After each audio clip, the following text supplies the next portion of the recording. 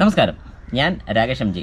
ഇന്ന് ഞാൻ സംസാരിക്കാൻ പോകുന്ന വിഷയം എന്ന് പറഞ്ഞു കഴിഞ്ഞാൽ, നമുക്കെല്ലാം വാഹനങ്ങളിൽ ഓരോ അഡീഷണൽ ഫിറ്റ്മെൻറ്റ് ചെയ്യണമെന്ന് ഭയങ്കര ആഗ്രഹമുള്ള വ്യക്തികളാണ്, എനിക്കും. അപ്പം അങ്ങനെ ചെയ്യുന്ന സമയത്ത് നമുക്ക് എങ്ങനെയെങ്കിലും വയർ നമുക്കൊന്ന് കട്ട് ചെയ്യുക, അല്ലെങ്കിൽ വയറൊന്ന് ലൂപ്പ് ചെയ്തെടുക്കുക എന്നുള്ളൊരു ഓപ്ഷനേ ഉള്ളൂ. അതിന് ക്രിമ്പിംഗ് ടൂളുണ്ട്, ക്രിമ്പ് ചെയ്തെടുക്കാനുള്ള ഓപ്ഷനുണ്ട്, ഇതെല്ലാം ഉണ്ടെന്ന് എല്ലാവർക്കും അറിയാം. എന്നാൽ നമുക്ക് ചെയ്യാൻ പറ്റുന്ന, അതായത് അങ്ങനെ ക്രിമ്പ് ചെയ്ത് കഴിഞ്ഞാൽ നാളെ അവിടെ നിന്നൊരു ലൈൻ എടുത്തിട്ടുണ്ടെന്ന് അറിയാൻ സാധിക്കും. എന്നാൽ അത് അറിയാത്ത രീതിയിൽ എങ്ങനെ ചെയ്യാൻ സാധിക്കും? തംബ്നെയിൽ കണ്ടപ്പോൾ കുറേ പേർക്കെങ്കിലും മനസ്സിലായെന്ന് ഞാൻ വിശ്വസിക്കുന്നു. വളരെ സിമ്പിളാണ്. ഇതാണ് നമ്മുടെ ഐറ്റം, ഇതാണ്. അപ്പം എല്ലാവർക്കും welcome back to my channel M J Tex.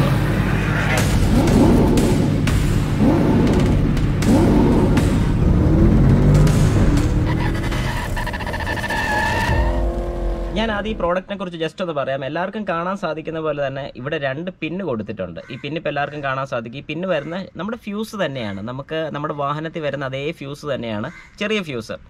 ഇവിടെ എന്നാൽ 2 ഫ്യൂസിനുള്ള ഒരു പ്രൊവിഷൻ കൊടുത്തിട്ടുണ്ട്. ഒരു ഫ്യൂസ്, 2 ഫ്യൂസ്. രണ്ടാമത്തെ ഫ്യൂസ് ഇല്ല, മേളത്തെ മാത്രമേ ഇട്ടിട്ടുള്ളൂ. ഈ മേളത്തെ ഫ്യൂസ് എന്ന് പറഞ്ഞാൽ ഈ ഔട്ട് എടുക്കുന്ന ലൈനിൻ്റെ ഒരു ഫ്യൂസാണ്. ഈ താഴെ കൊടുക്കേണ്ട ഫ്യൂസ് എന്ന് പറഞ്ഞാൽ ഏത് ഫ്യൂസാണ് നമ്മൾ ഊരിയെടുക്കുന്നത് ആ ഫ്യൂസ് കൊടുക്കാൻ, ആ ഫ്യൂസിൻ്റെ ഒരു കണക്ടറാണ് ഈ വരുന്നത്. എന്നിട്ട് ഇത് ആ ഫ്യൂസിലോട്ട് തന്നെ ക്ലിപ്പ് ചെയ്യുക. ഇതെങ്ങനെ ചെയ്യേണ്ടതെന്നും കൂടെ ഞാനിപ്പോൾ എല്ലാവർക്കും ഒന്ന് കാണിച്ചു തരാം. നമ്മുടെ സെലീറിയോ വാഹനത്തിൽ ഞാൻ നോക്കിയപ്പോൾ ചെറിയൊരു അഡ്ജസ്റ്റ്മെൻറ്റ് കൂടെ ചെയ്താൽ മാത്രം നമുക്കിത് ഫിറ്റ് ചെയ്യാൻ സാധിക്കത്തുള്ളൂ. ഏതായാലും ഞാനത് ചെയ്ത് നോക്കിയിട്ടുണ്ട്. നമുക്കിപ്പോൾ എല്ലാവർക്കും ഒന്ന് കാണാം. ആദ്യം നമുക്കതിൻ്റെ ബോണറ്റ് ഒന്ന് ഓപ്പൺ ചെയ്യാം. നമുക്ക് ബോണറ്റ് ഓപ്പൺ ചെയ്ത് വാഹനത്തിലോട്ടൊന്ന് ചെല്ലാം.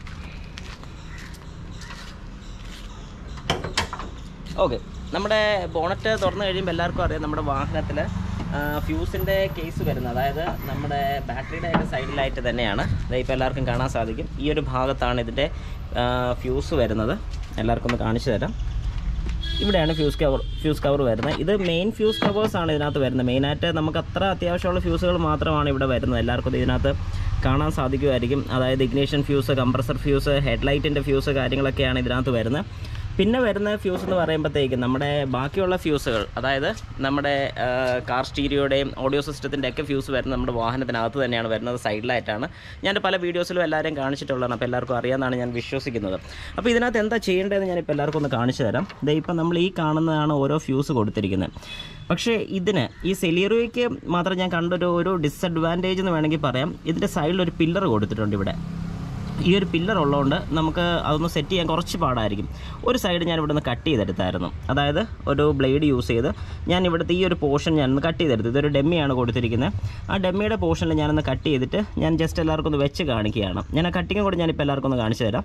എന്നിട്ട് ഞാൻ ഇത് കണ്ടോ, എല്ലാവർക്കും ഇപ്പോൾ കാണാൻ സാധിക്കുമായിരിക്കും. നമ്മുടെ ഈ ഒരു ഫ്യൂസ് ഞാൻ അതുപോലെ തന്നെ ഒന്ന് ഫിറ്റ് ചെയ്യുന്നു. നമ്മുടെ ഈ കാലിലോട്ട് ഞാനൊന്ന് സൂട്ടാക്കുകയാണ്. ഓക്കെ, ഇപ്പോൾ അതിരുന്നു. ഇപ്പോൾ എല്ലാവർക്കും മനസ്സിലായി. ഇതിപ്പം കറക്റ്റായിട്ട് അവിടെ ഇരുന്നു. ഇനി ഇതിൽ താഴെ കൊടുക്കാനുള്ള ഫ്യൂസാണ് നമ്മളിപ്പം ഈ കണക്ട് ചെയ്തെടുക്കുന്നത്. അതായത് ഈ എടുക്കുന്ന ഇവിടെ എന്തെങ്കിലും ഉണ്ടെന്നുണ്ടെങ്കിൽ ഇതിൻ്റെ ഇതുപോലെ കൊടുത്തിരിക്കുന്ന ഒരു ഫ്യൂസ്, ഈ ലൈനിൽ വരുന്ന ഫ്യൂസാണ് നമുക്ക് ഇവിടെ കൊടുക്കേണ്ടത്. അതായത് ഈ താഴെ ഈ എല്ലോടെ തൊട്ട് താഴെ വരുന്ന ഇവിടെയാണ് നമ്മൾ ആ ഫ്യൂസ് കൊടുക്കേണ്ടത്. എന്നിട്ട് ഇതിങ്ങനെ കണക്ട് ചെയ്ത് കഴിഞ്ഞാൽ നമുക്ക് ഈ ഔട്ട് ഇവിടുന്ന് എടുക്കാൻ സാധിക്കും. ഇതിപ്പോൾ ഞാൻ എക്സാമ്പിൾ മാത്രമാണ് കാണിച്ച ഈ ഒരു പോർഷനിൽ.